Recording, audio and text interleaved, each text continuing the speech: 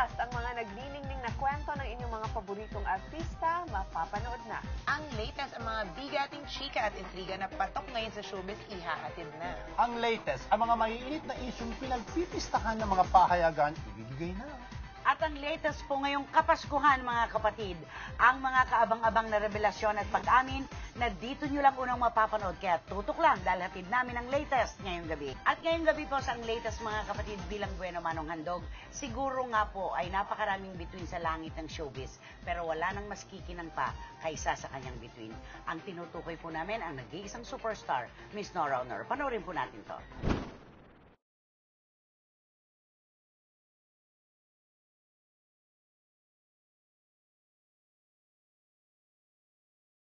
Ang latest, isang napaka-espesyal na presentasyon sa iyong gabi dahil may nakakapanayam namin ng isa sa maituturing natin na poste ng pelikulang Pilipino. Alam nyo, napakadaming mga bituin na nagniningning sa kalawakan ng pelikulang Pilipino, ngunit nag-iisa, natatangi at hindi mapapantayan ang siyang binansagang kaisa-isang superstar, Miss Nora Aunor. Hindi ba? Hindi ba? Ang natatanging kapatid. Ang ganda naman ang introduction mo. Di ba? Sobrang habang gano'n. At pinaghandaan, hindi ba? Mula sa puso, hindi ba? Yun ang mararamdaman mo talaga. Tsaka itong gabing ito, sabi namin, gusto namin i-share sa mga manonood ngayong palapit na ang bagong taon, ang mga napakamakulay na pinagdaanan mo sa napakaraming taon. Alam mo na, miss ka sobra ng mga fans mo. Na-miss ka sobra ng mga fans mo. Sabihin natin noong mga nakaraang taon, nung nawala ako ng 8 taon, nasa Amerika ako nung 8 taon na yon. At nung bumalik ako mismo nagulat. Actually, direct, ang totoo talaga niyan. Yung dahilan ng pagbabalik ko, ay para doon sa kapatid ko. I see, bakit? Ano kay Buboy. Okay. Dahil yun ang pinakabunso namin kapatid eh. Gusto ko talaga makita ko ano talaga yung sitwasyon niya, kung okay siya, gano'n. Pero no, hindi ako natuloy noon eh. Tamang-tama naman, hindi ako natuloy. Nagkataon na may tumawag sa akin na pinapahanap nga daw ako ng TV5. So hindi ako naniwala ng una. Tapos, talagang masugid yung yung tumatawag sa akin na talagang kailangan bumalik na ako. First week ng August, pinauwi ako. At hindi ako makapaniwala na mayroon pa palang yung istasyon ng TV na producer na gustong lumabas ako sa kanila. So, I see. Yung mayroon pang nagtitiwala. Naniniwala na gano'n. Kaya, actually, nung sinabi sa akin, hindi ako makapaniwala talaga. Pero nung na-realize ko na totoo, na talagang pinapauwi ako dahil nga may balak sila na igawa ko ng isang teleserye. Yun nga yung sa ngalan ng ina. Talagang sobra-sobra talaga yung kasiyahan na umiral sa aking puso. Yun talaga totoo yun. Kaya ang TV5 hindi ko makakalimutan at hindi ko pwedeng itsupwera kung papipiliin ako.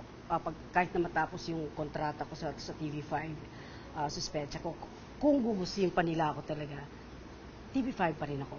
Ayan, sinagot na ang napakaraming yung katanungang umaalingaw-ngaw sa kapaligiran ukol sa estado ni Guy. Siya ay mananatiling kapatid hanggang gusto siyang maging kapatid, hindi ba? So Guy, nung andoon ka sa Amerika, para bang naramdaman mo na tinalikuran ka na ng mga tao sa showbiz dito sa Pilipinas? Hindi ko naman naramdaman, pero hindi ako sigurado kung halimbawa bumalik ako, magugustuhan pa ako ng mga tao, ng mga kaibigan, ng mga fans, kasi ang tagal ko nga nawala.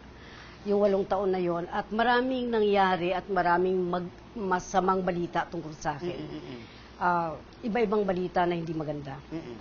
So, kaya yun ang kinatakutan ko na baka pagbalik ko, hindi ko alam kung ano magiging reaction sa akin ng mga tao. Guy, ano ang naging Nora Aunor noon sa Amerika sa pagkakaiba sa Ay, Nora naghihirap Aunor? ako, Diyos ko.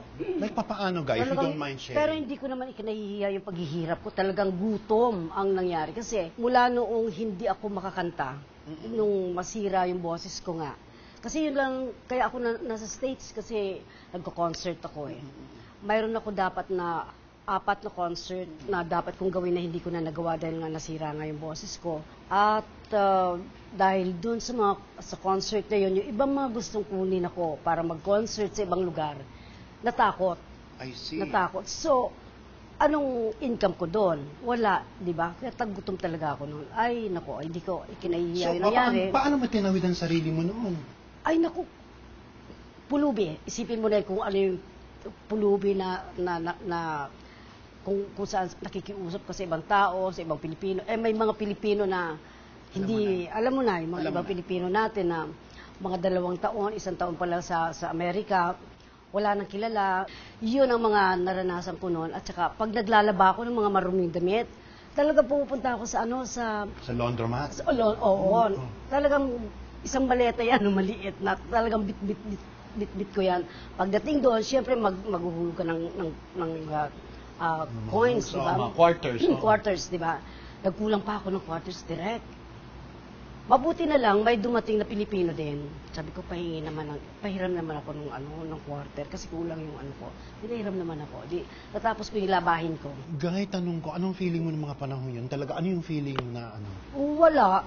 Ordinaryong tao, masaya, nakakasakay ako ng bus, nakakasakay ako kung saan-saan, nagpupunta ako kung saan-saan, may mga nakakakilala sa akin, pero ganun din, hindi ko na ikinahiya yung pag nakikita. No, Guy, did you miss the attention dito? Kasi alam mo, naalala ko, nung kapanahunan noong Himala, nung kinukuha ng Himala, grabe, hindi ka makakalabas ng bahay na, hindi 3 barangay nag-iintay sa'yo? Hindi naman. Hindi ba nami-miss yung mga ganun? Hindi naman. Hindi naman kasi siguro dahil sa bago ako nag-artista, nanggaling ako sa hirap. Yung sobrang hirap na yung kahirapan ko, ang alam nga nila, nagtitinda lang ako ng tubig sa tren, di ba? Pero mas higit pa ron, may mga ginagawa pa ako para lang matulungan ko yung pamilya ko na makatawid ng gutom. Nagpupunta ako sa mga tambakan ng basurahan. Alam mo ba yun? Tapos, alam mo ko anong hinahanap ko doon, tingga. Kasi yung tingga, sa probinsya, kinikilo yon. Pag nakilo na yon, siyempre, babayaran ka. Yun, masaya na ako nung uwi ako sa bahay noon. Mayroon ako 5 centimos man lang na makitain ko. Talagang tuwang-tuwa na ako na ibibigay ko sa magulang ko yun. Sa mama ko lalo na. No, may katanungan ako, since nabuksan din natin ang subject ng pamilya. Nung nandun ka sa Amerika, hindi ka ba na-concern sa mga naiwan mong anak dito? Hindi naman kasi alam kong nasa magandang kalagayan yung mga bata. Pagka halimbawang wala ako, kung sino yung pinakamatanda, let's say, si Lotlo. Si Balot, oo. Siya yung gumagawa ng dapat na gawin ko. Siya yung nanay ng mga kapatid niya. Kaya alam ko na hindi pababayaan ni Balot yung mga kapatid niya kasi alam ko nandito siya noon. Ano naman sabi mo kay Matet? Kasi si Matet nakatrabaho ko, karakter pala si Matet. Nung araw, alam mo ba yung pilya, sabihin natin pilya si Matet. Pero alam mo ngayon, mula nung nagkaroon ng asawa, nagkapamilya, napaka-sweet ng bata. Oo, sobra, no? Siya nga yung palagi ko nakikita dahil lagi akong dinadalaw sa bahay. Si Ian, ano masasabi mo kay Ian? Si Ian, nasa daddy niya yun eh. Yung dalawa pa, yung mga sinakiko. Yun, madalas akong bisitahin nun. Si Ian, kasi malayo eh, kaya bihira ako makita, pero nagtitext naman sa akin. May oras naman na magkakasama lahat yun. Sinusurpresa naman ako sa bahay, sa condo na tinitirahan ko. Tapos tawanan ng tawanan. Minsan, ako pa yung parang kapatid nila na bunso. Binubuhat ako, lalo na si Ian. Yung bang ganon, masaya kami pag nagkakasama. At tignan nyo nga naman nangyari sa pagbabalik ni Nora sa TV5. Hindi lamang TV5 ang nakinabang, kundi ang buong Pilipinas. Dahil ang 2012 ang masasabi nating the year of the biggest comeback of ang nag-iisang Nora Honor. Babalik pa tayo dito sa Ang Latest.